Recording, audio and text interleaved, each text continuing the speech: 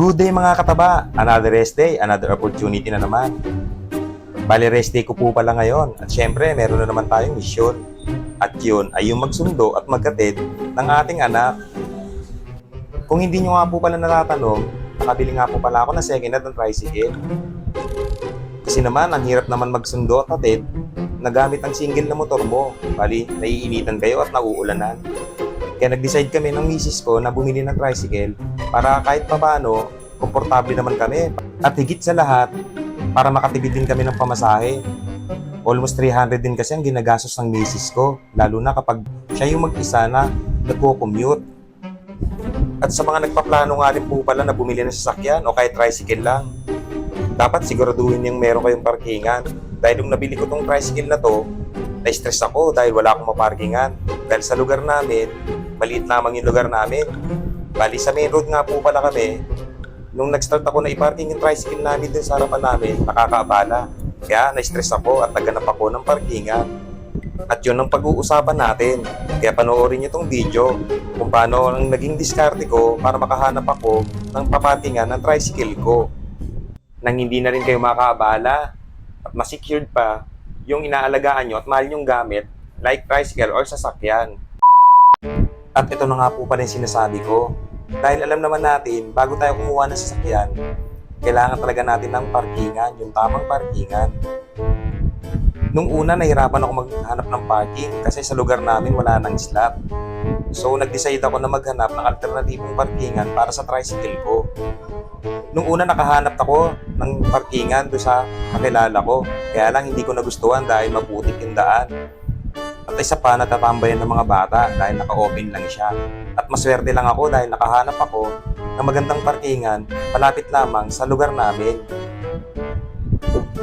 Meron pang gate at siguradong secured yung tricycle mo. Dahil alam naman natin na yung mga bagay like sasakyan na binili natin ay mataas ang presyo niyan. At syempre, dugot pawis ang binayad natin yan para makabili lang tayo ng ganyan. So, kailangan natin ng magandang parkingan.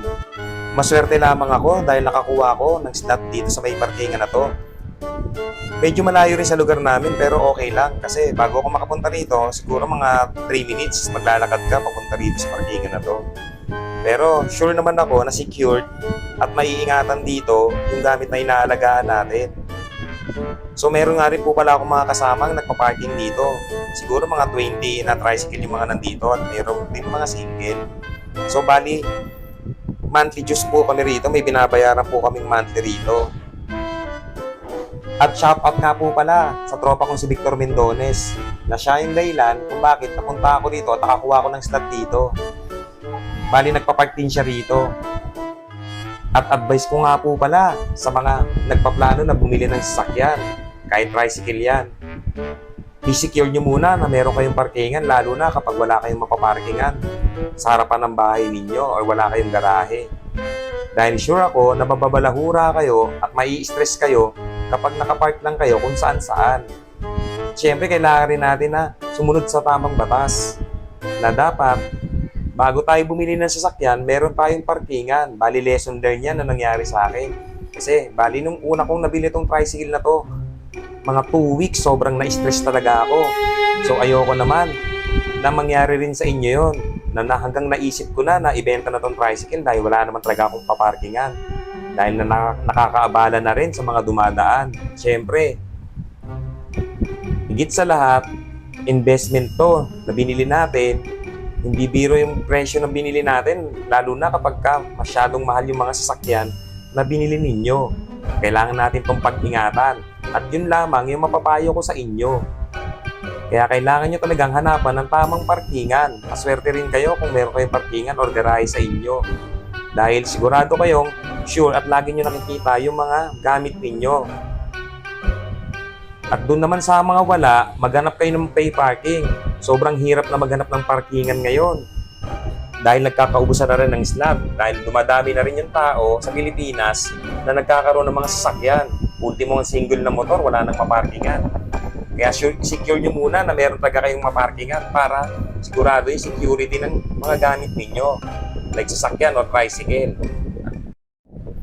At dito ko na nga rin po pala tatapusin ang usapang parkingan. Ako nga po pala si Nonoy Taba, na lagi nating sinasabi piliin natin na laging sumaya. Maraming salamat sa nanonood ng video.